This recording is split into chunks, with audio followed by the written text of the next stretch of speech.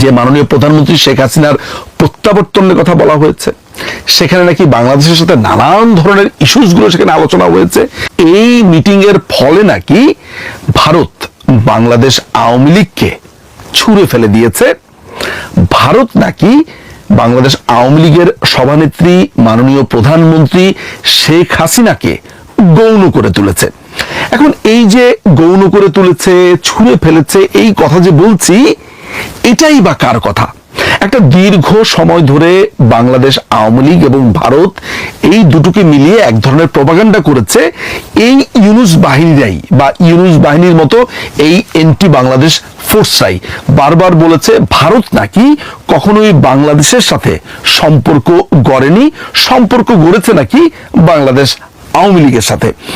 এই প্রপাগান্ডা তারা ছড়ানোর সাথে সাথে বলেছে যে বাংলাদেশ আওয়ামী লীগ যদি ক্ষমতায় আসে তাহলে ভারতের কাছে দেশ বিক্রি করে দিবে, মসজিদের মধ্যে উলুধ্বনি হবে, সোজা কথা হচ্ছে সমস্ত কিছু নাকি ভারতকে দিয়ে দিবে। এই ধরনের একটা প্রপাগান্ডা বাংলাদেশে স্বাধীনতার পর চালু রয়েছে। যারা এই প্রপাগান্ডাটা করছে তাদেরই অংশীজন যখন শ্রী নরেন্দ্র মোদীর সাথে সাক্ষাৎ হওয়ার পর আবার বলছে যে আমরা জিতে গেছি, আমরা নরেন্দ্র মোদীকে দেখিয়ে দিয়েছি, ভারত আমাদেরকে দেখে ভয় পেয়েছে, তখন হাসবো না কাঁদবো না কি করব, আমরা কোন অনুভূতিটা প্রকাশ করব, সেটি আসলে বুঝে উঠতে পারি না। তবে বাংলাদেশের সামাজিক যোগাযোগ মাধ্যমে বা পত্রপত্রিকা বা সাধারণ মানুষ যেই কথাটা বলছে বা জিজ্ঞেস করছে যে শ্রী নরেন্দ্র মোদী এই দখলদার বাহিনীর প্রধানের সাথে দেখা যে করেছেন, এটি কি ঠিক হয়েছে? একটি ইল্লিগাল সরকারকে লেজিটিমেসি কি এর মধ্যে দেওয়া হলো? এই ধরনের অনেকগুলো প্রশ্ন এসেছে এবং একই সাথে প্রশ্ন এসেছে যে বাংলাদেশ আওয়ামী লীগের ব্যাপারে ভারত কি তার চিন্তা পরিবর্তন করেছে বা ছুঁড়ে ফেলে দিয়েছেন কিনা, এই ধরনের অনেক কিছু। এবং যে কারণে এই ভিডিওটি আমি করতে বসেছি। আমরা যখন এই ভিডিওটা করছি তারও প্রায় 10 ঘন্টা আগ থেকে একটি সংবাদ চারদিকে ভেসে বেড়াচ্ছে। সেই সংবাদটা কি আমি একটু পড়ে শোনাই। সেটা হচ্ছে শিলিগুড়ি করিডোরে ভারী যুদ্ধাস্ত্র মোতায়েন ভারতের। শুক্রবার ব্যাংকক থেকে দ্বিপাক্ষিক সফরে শ্রীলঙ্কার রাজধানী কলম্বোতে পৌঁছেছেন ভারতের প্রধানমন্ত্রী নরেন্দ্র মোদী। এর আগে বিমস্টেক সম্মেলনে অংশ নিতে দুদিনের থাইল্যান্ড সফর শেষ করেছেন তিনি। নরেন্দ্র মোদীর আঞ্চলিক সফরের মাঝে ভারতের বহুল আলোচিত চিকেন স্নেক খ্যাত শিলিগুড়ি করিডোরে ব্যাপক নিরাপত্তা ব্যবস্থা জোরদার করেছে নয়াদিল্লি। এমনকি সেখানে অত্যাধুনিক যুদ্ধাস্ত্রের পাশাপাশি মোতায়েন করা হয়েছে S-400 ক্ষেপণাস্ত্র ব্যবস্থাও। তো ইউনুসের সাথে এত বড় মিটিং করেছে, এত বড় সফল মিটিং যারা ছড়ালো, তারা এই সংবাদের ঠিক কি উত্তর দেবে আমি জানি না। তবে এটা নিশ্চিত হওয়া গেছে যে ভারত শিলিগুড়ি সীমান্তে ভারী যুদ্ধাস্ত্র মোতায়েন করেছে, সেখানে অনেক সৈন্যের সমাবেশ করেছে। এবার ফিরে আসি বিমস্টেক সম্মেলনে ভারতের প্রধানমন্ত্রী শ্রী নরেন্দ্র মোদীর সাথে বাংলাদেশের দখলদার বাহিনীর প্রধান মোহাম্মদ ইউনুসের মিটিং সংক্রান্ত বিষয়। আমরা সবাই একটা প্রভাব জানি বা ম্যাক্সিম জানি যে একটি ভাতের হাঁড়িতে একটা ভাতকে টিপ দিলে আপনি বুঝে ফেলতে পারবেন যে হাঁড়ির অন্য ভাতের কি অবস্থা। ফলে এই মিটিং এর পর ভারত তাদের যেই নোটের সামারি দিয়েছে, অর্থাৎ ব্রিফিং দিয়েছে যে কি আলোচনা বাংলাদেশের সাথে হয়েছে, সেই আলোচনার দুটো পয়েন্ট যখন আপনারা জানতে পারবেন, আপনারা বুঝে নিতে পারবেন যে এই আলোচনা কতটা সফল হয়েছে বা কি হয়েছে। তার প্রথম পয়েন্টটি, ভারতের সাথে বাংলাদেশের যে আলোচনা হয়েছে, ভারত পরবর্তী সময়ে তার এই আলোচনার সামারি তাদের সরকারি ওয়েবসাইটে দিয়েছে। আমি খুব বেশি পড়বো না, আমি দুটো পয়েন্ট যদি দর্শকদের সামনে তুলে ধরি, আমার মনে হয় দর্শকরা সহজেই বুঝতে পারবেন যে আসলে সেই মিটিংয়ে কি হয়েছে। মিটিং এর ক্ষেত্রে বলা হচ্ছে the chief advisor of the interim government of Bangladesh, Prime Minister reiterated India's support for a democratic, stable, peaceful, progressive and inclusive Bangladesh. He underlined that India believed in a people-centric approach to the relationship and highlighted the cooperation between the two countries over a long period of time that has delivered tangible benefits to people in both countries. And in this spirit, he once again underlined to Professor Yunus India's desire to forge a positive and constructive relationship with Bangladesh based on a spirit of pragmatism. দ্বিতীয় পয়েন্টে বলা হচ্ছে যে Prime Minister also urged in this regard that any rhetoric that vitiates the environment is best avoided. On the border, strict enforcement of the law and the prevention of illegal border crossings, especially at night, is necessary for maintaining border security and stability. There are a number of bilateral mechanisms between the two countries, and these mechanisms could meet as appropriate to review and take forward our ties. প্রথম দুটো আলোচনার বাংলা সারমর্মটা হচ্ছে এমন যে শ্রী নরেন্দ্র মোদী বলছে যে তারা বাংলাদেশকে একটি গণতান্ত্রিক রাষ্ট্র হিসেবে দেখতে চায়, একটা ইনক্লুসিভ গণতন্ত্রে দেখতে চায়। একটা লোকের সাথে বৈঠকের সময় যখন শ্রী নরেন্দ্র মোদী বলছেন যে বাংলাদেশকে আমি একটি গণতান্ত্রিক রাষ্ট্র হিসেবে সবাইকে নিয়ে একটি গণতন্ত্র এই ধরনের দেখতে চাই, যদি কারো মাথাতে একটু সামান্য বুদ্ধি থাকে তাহলে সে নিশ্চিতভাবে বুঝে ফেলবে যে তাকে কষে একটা চড় দেওয়া হয়েছে কিংবা তাকে অপমান করা হয়েছে। এই অপমান বোধ ইউনূসের আছে কিনা এটি নিয়ে আমি যথেষ্ট সন্দিহান, কিন্তু শ্রী নরেন্দ্র মোদী যখন ইউনূসকে বলছে যে একটি গণতান্ত্রিক রাষ্ট্র চাই, তখন পরিষ্কারভাবে বুঝে নিতে হবে যে শ্রী নরেন্দ্র মোদী বা ভারত মনে করে বাংলাদেশ গণতান্ত্রিক অবস্থাতে নেই, যেটি কিছুদিন আগে ভারতের সেনাপ্রধান পরিষ্কারভাবে বলেছে এবং বারবার করে জোর দিয়ে বলেছে যে একটি গণতান্ত্রিক সরকারের সাথেই ভারত আসলে যোগাযোগ করতে বা তাদের সম্পর্ক মজবুত করতে আগ্রহী। যা বলেছে সেটির সারমর্ম। How's the administration? My stance is that when we have elected government, then we can say how should be our relationship.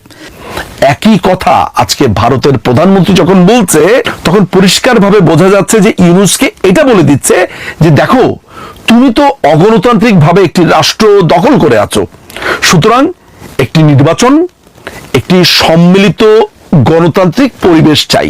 এর পরের আলাপে বা পরের পয়েন্টে সামারি দেখে যেটা বোঝা যায় যে ভারতের পক্ষ থেকে অর্থাৎ শ্রী নরেন্দ্র মোদী বলেছে যেই সব কথাবার্তা বলা হচ্ছে ভারত সম্পর্কিত, যেটা তাদের দুই দেশের সম্পর্ককে বিষিয়ে তুলতে পারে, সেটা অ্যাভয়েড করতে হবে বা অ্যাভয়েড করাই উত্তম।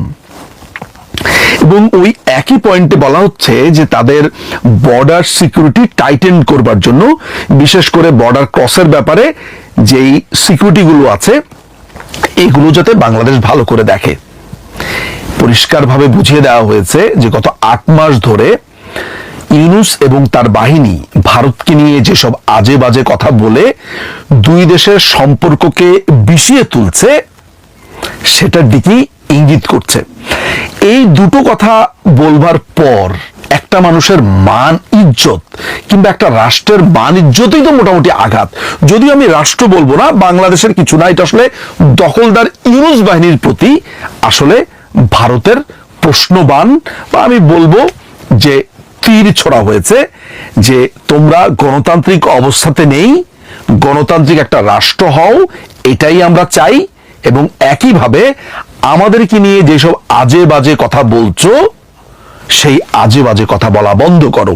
এটাকে আপনি ভারতের একটা রেড লাইন বা সতর্ক বার্তা হিসেবেও দেখতে পারেন, ভারতের একটা প্রচ্ছন্ন জবাব হিসেবেও দেখতে পারেন, যেটা তারা রাইট ফোরামে দিয়েছে। এবং এই কথাগুলো বলার জন্যেও একটা মিটিং এর প্রয়োজন ছিল, কেননা গত 8 মাস ধরে ভারতের ব্যাপারে যেই নোংরামো চর্চা ইউনূস এবং তার বাহিনী থেকে হচ্ছিল, যেই একটা টক্সিক অবস্থার ভেতরে দুই দেশের রিলেশনকে নিয়ে গিয়েছে ইউনূস বাহিনী, তারাই যখন চায়না সফর শেষে এসে আবার ভারতের সাথে দেখা করে সেইখানে নানান ধরনের দাবি দাওয়া তুলে ধরে, তখন আমার মনে হয় না ভারত এর থেকে বেশি কিছু বলতে পারত, যাকে বলে ছোট্ট কথাতে জবাব দিয়ে দেওয়া। এই মিটিং এর মধ্যে ইউনূসের পক্ষ থেকে বলা হয়েছে যে মাননীয় প্রধানমন্ত্রীকে ফেরত দেবার কথা। এই ব্যাপারে ভারত কোনো ধরনের মন্তব্য করেনি। ইউনূসের তোতাপাকি বলছে যে ভারত কোনো নেতিবাচক মন্তব্য করেনি। এই লোকটা এত ভয়ানক যে প্রত্যেকটা মানুষকে আমার মনে হয় সে গরু ছাগল মনে করে।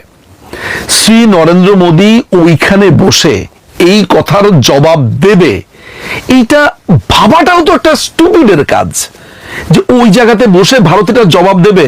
ভারত কি আসলে গত 8 মাস ধরে কোনো জবাব বাংলাদেশকে দিয়েছে?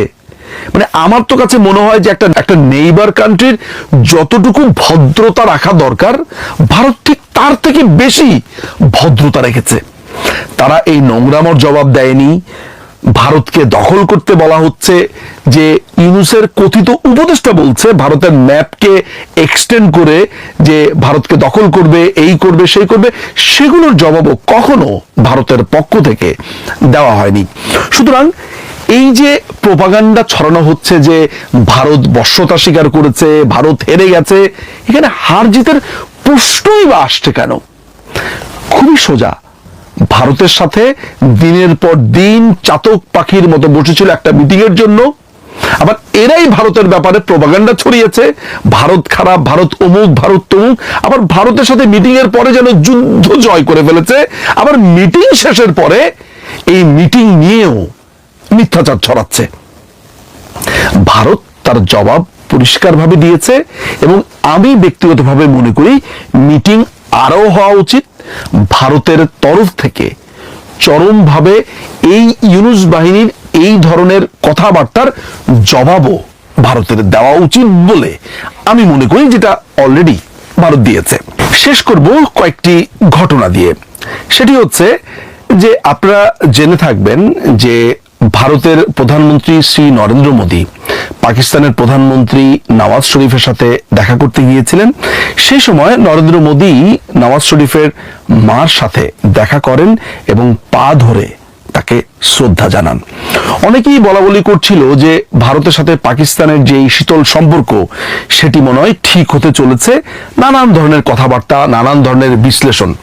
কিন্তু পরবর্তী সময় ভারতের সাথে যখন পাকিস্তানের এক কঠিন পরিস্থিতি আসে এবং ভারত যখন সার্জিক্যাল স্ট্রাইক করে পাকিস্তানে, তখন বোঝা যায় যে একজন মানুষের সাথে আরেকজন মানুষ বা পারিবারিক সম্পর্ক যদি এক রাষ্ট্রপ্রধানের সাথে আরেক রাষ্ট্রপ্রধানের মা বা রাষ্ট্রপ্রধানের থাকেও, রাষ্ট্র একটা সম্পূর্ণ আলাদা জিনিস। আমরা 1960s দেখেছি যে জওহরলাল নেহরুর সময়, যে সেই সময় চায়না ভারত ভাই ভাই এই ধরনের অনেক স্লোগান দেওয়া হয়েছিল, কিন্তু পরবর্তী সময় দেখা গেল 1962-তে চায়না ভারতের একটা অংশ আক্রমণ করে বসেছে। পৃথিবীতে আমরা এরকম অনেক সম্পর্ক দেখেছি, যেমন আমরা ট্রাম্পের সাথে আপনার নর্থ কোরিয়ার সম্পর্কের ক্ষেত্রে দেখেছি যে সম্পর্ক এক জিনিস, কিন্তু যখন দুটো রাষ্ট্রের নানান ধরনের চুক্তি হয়, নানান ধরনের রিলেশন হয়, সেটা আরেক জিনিস। সাম্প্রতিক সময়ে আপনি দেখুন না কেন যে আমরা জানি যে ডোনাল্ড ট্রাম্পের সাথে আপনার রাশিয়ার প্রেসিডেন্ট পুতিনের অসম্ভব ভালো সম্পর্ক, কিন্তু আমরা আবার কয়েকদিন পরেই দেখতে পেলাম যে রাশিয়ার উপরে বিশাল এক ট্যাক্সের বোঝা চাপিয়ে দেওয়া হয়েছে এবং আন্তঃরাষ্ট্রীয় আবার আলাপের সময় সেখানে রাশিয়া বিরোধী বক্তব্য রাখা হচ্ছে। রাজনীতিতে এরকম ব্যক্তিগত সম্পর্ক অনেকেরই থাকে, অনেকেরই থাকতে পারে, কিন্তু দুটো রাষ্ট্র যখন নিজস্ব ডিপ্লোম্যাটিক ব্যাপারে সিদ্ধান্ত নেয়, পররাষ্ট্র নীতির ক্ষেত্রে সিদ্ধান্ত নেয়, তখন সেটি সম্পূর্ণভাবে আলাদা এবং রাষ্ট্রের সমস্ত কিছুকে বিবেচনা করেই সে সিদ্ধান্ত নেওয়া হয়। সুতরাং বিমস্টেক সম্মেলনে দখলদার ইউনূসের সাথে ভারতের প্রধানমন্ত্রী শ্রী নরেন্দ্র মোদীর এই সাক্ষাৎকারকে নিয়ে যারা ভেবেছেন যে বাংলাদেশ আওয়ামী লীগ সম্ভবত গেল, বাংলাদেশ আওয়ামী লীগের সাথে ভারতের আর কোনো রিলেশনই থাকলো না, আর একটি ভুলের স্বর্গের রাজ্যে বিচরণ করছেন বলে আমি মনে করি।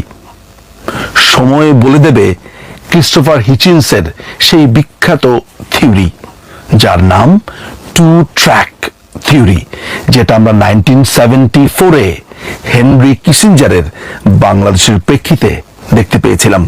কে জানে টু ট্র্যাক থিওরি আমাদের আশেপাশেই ঘুরছে, আর টু ট্র্যাক থিওরি কি সেটি জানতে হলে গুগল করতে হবে, পড়তে হবে এবং একই সাথে বুঝতে হবে। অনেক ধন্যবাদ।